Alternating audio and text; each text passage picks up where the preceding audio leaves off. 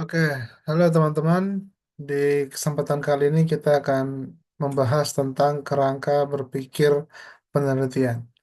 Ya, video ini mungkin akan bermanfaat kalau kamu sedang bingung melakukan sebuah penelitian, bagaimana cara yang tepat, cara yang benar, atau bagaimana cara memulai langkah pertama dalam melakukan penelitian. Ya. Jadi kita dalam melakukan penelitian itu penting memiliki yang namanya kerangka, ya, kerangka berpikir. Ini akan menjadi panduan kita dalam melakukan penelitian ya. Biar kita punya tuntunan gitu ya, atau panduan step by step, langkah demi langkah ketika melakukan penelitian. Kita mulai. Apa itu kerangka berpikir dalam penelitian? Kerangka berpikir itu adalah alur logis ya, yang menjelaskan hubungan antara teori, tidak hanya dari teori, mungkin dari latar belakang, rumusan masalah, teori, konsep, hingga ke variabel dalam sebuah penelitian. Ya, kalau ibaratkan peta gitu ya, kerangka berpikir itu akan membantu peneliti menunjukkan jalan dari teori ke kesimpulan. Ya. Jadi kerangka berpikir ini bisa menjadi semacam guide gitu ya, yang memberikan panduan kayak di peta gitu, atau mungkin kayak semacam rel kereta api gitu. Kereta api tanpa rel tentu tidak bisa jalan. Jalannya mungkin akan ke sana ke sini gitu ya karena nggak jelas. Nah, rel ini akan menuntun kereta api dari tempat pemberangkatan hingga ke tujuan. Sama dengan penelitian juga kita harus punya kerangka logis ya, kerangka atau alur logis yang akan membantu kita dalam melakukan penelitian. Nah, selanjutnya ada bagian ini atau kerangka penelitian itu menjadi jembatan penting antara landasan teori, rumusan masalah, dan hipotesis. Ini yang akan menghubungkan nanti ya. Sehingga ketemu tuh antara teorinya, rumusan masalah, dan juga hipotesis yang sudah disusun sejak awal penelitian. Nah, tanpa kerangka berpikir, penelitian itu bisa seperti berjalan tanpa arah. Ya. Nggak jelas tuh, karena tidak kita nggak punya panduan. Kalau eh, masuk hutan gitu ya tanpa pegang peta, kesana ke sini bisa nyasar gitu, tersesat. Nah, tapi dengan adanya kerangka berpikir, penelitian bisa berjalan sesuai arah atau bahkan bisa diprediksi waktu selesainya kapan gitu ya. Jadi dengan adanya kerangka berpikir juga eh, penelitian yang mungkin susah dipahami itu menjadi lebih jelas. Atau penelitian yang multi tafsir itu bisa menjadi eh, single tafsir, bisa lebih mudah untuk membaca paham. Nah, mengapa kerangka berpikir itu penting? Yang pertama, karena kerangka berpikir ini dia menjelaskan arah dan tujuan dari penelitian. Penelitian kita mau kemana? Yang mau dijawab dari penelitian ini apa? Yang mau diselesaikan dari penelitian ini apa? Nah, di kerangka berpikir itu menjelaskan tentang hal itu. Ya. Ia akan membantu pembaca, tidak hanya pembaca, peneliti, reviewer, dosen pembimbing misalnya, akan membantu orang-orang yang terlibat dalam penelitian untuk memahami kemana arah penelitian kita. Dan mau dibawa kemana dan untuk apa penelitian ini dilakukan. Dan yang kedua menjadi dasar logika ilmiah.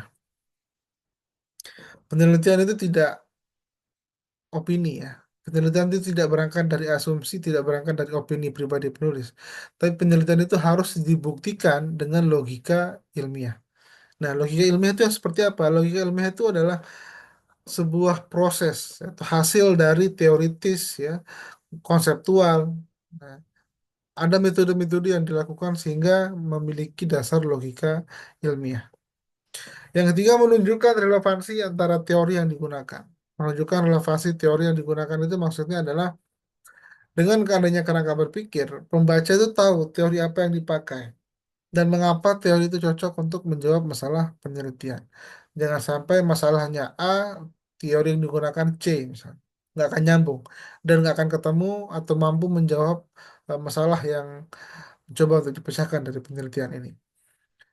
Selanjutnya adalah membantu memahami variabel antar membantu memahami hubungan antar variabel.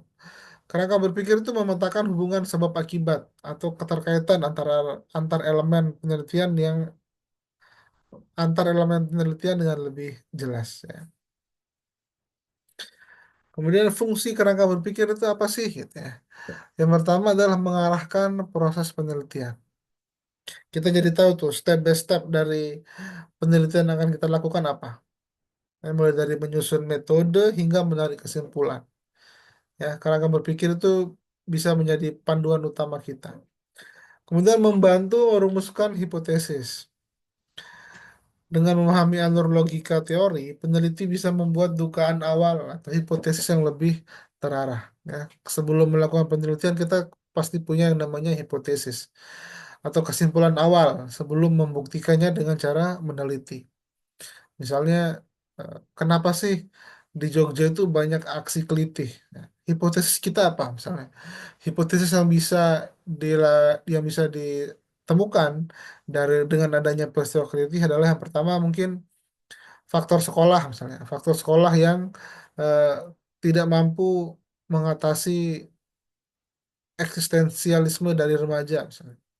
Atau mungkin faktor keluarga, keluarga yang seharusnya menjadi institusi pertama anak, misalnya tidak mampu mendidik anaknya supaya lebih aware dan keselamatan, ya, keselamatan orang lain dan juga dirinya. Bisa juga faktor lingkungan sosial mereka tumbuh misalnya. Jadi ada tiga misalnya ya, ada tiga faktor yang menjadi hipotesis kita dalam melakukan penelitian teliti. Ada faktor sekolah, ada faktor keluarga, ada faktor lingkungan. Tiga-tiganya bisa, salah satu dari tiga ini bisa menjadi hipotesis kita ketika melakukan penelitian tentang kenapa banyak aksi kelitih di Jogja. Yang ketiga, mempermudah interpretasi hasil penelitian. Ketika hasil sudah diperoleh, kerangka berpikir akan membantu dalam menafsirkan dan mengaitkan hasil dengan teori. Ya, ketika kita sudah punya hipotesis di awal, tapi ketika nanti hasil dari penelitian yang dilakukan itu berbeda ataupun sama dengan hipotesis, kita akan lebih mudah dalam melakukan kesimpulan. Ya, karena kita sudah punya kerangka berpikirnya di awal. Yang keempat itu meyakinkan pembaca. Peneliti yang punya kerangka berpikir itu akan terlihat lebih profesional dan dapat dipertanggungjawabkan. Tentu ini ketika melakukan proposal, mengirim proposal atau menyampaikan kepada teman atau kepada pembimbing atau kepada reviewer terkait dengan eh, rencana penelitian, itu akan lebih mudah untuk orang pahami. Oh, seperti ini toh kerangka berpikir dari penelitian yang akan kita lakukan. Nah, kemudian bagaimana langkah dalam membuat kerangka berpikir? Ya. Yang pertama adalah tentu pahami topik dan rumusan masalah. Ini yang paling krusial ya. Pahami dulu topik yang mau kita teliti apa. Masalah yang mau kita pecahkan atau yang kita jawab apa. Dipahami secara mendalam ya. Misalnya kalau tadi terkait kelitih misalnya. Dipahami, dibaca sebanyak-banyak mungkin referensi atau literatur yang membahas tentang kelitih atau kenakalan remaja. Apa bedanya misalnya dengan antara kelitih dan begal? Ya. Kedua hal ini sama-sama merupakan kejahatan jalanan. Tapi bedanya misalnya kalau begal itu motifnya jelas ekonomi. Dia mengambil atau merampas barang milik korban. Tapi kalau kelitih motifnya beda. Dia bukan motif ekonomi. Motifnya adalah melukai saja. Karena ada unsur kebanggaan di dalam diri mereka mereka ketika melakukan aksi kelitih. Nah, ini dua hal yang berbeda. Kegiatannya sama, tindakannya sama, sama-sama kejahatan jalanan, tapi motifnya berbeda. Nah, ini bisa menjadi topik yang lebih didalami misalnya. Apakah semua aksi jalanan itu jadi disebut dengan begal? Tidak. Di Jogja, aksi jalanan kerap identik dengan kelitih. Nah, ini coba dipahami terus secara lebih spesifik ya.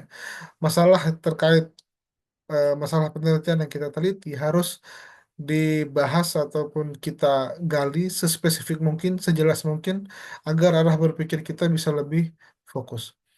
Yang kedua, kaji literatur dan teori yang relevan. Cari referensi sebanyak-banyak mungkin, mulai dari buku, jurnal, artikel ilmiah, berita media sosial, dan segala macam, selama itu relevan dengan isu atau masalah yang kita teliti. Yang ketiga, identifikasi variabel penelitian. Tentukan variabel bebas ya dan juga terikat ya independen dan dependen dan variabel antara itu juga ada ya. Pastikan semua variabel itu punya dasar teori yang kuat. Ini akan menentukan kita atau membantu kita ketika melakukan penelitian. Susun dalam bentuk naratif dan visual. Ini akan sangat-sangat memudahkan ketika kita punya kerangka berpikir yang ditulis dalam bentuk naratif gitu ya dengan bahasa narasi gitu ya, storytelling juga, dan juga disusun dengan bentuk visual. Ini akan memudahkan kita tidak hanya kita sebagai peneliti, tapi juga pembimbing, penguji, atau siapapun yang ingin tahu bagaimana rencana penelitian kita. Akan lebih bagus jika dilengkapi dengan infografis atau gambar visual yang mendukung.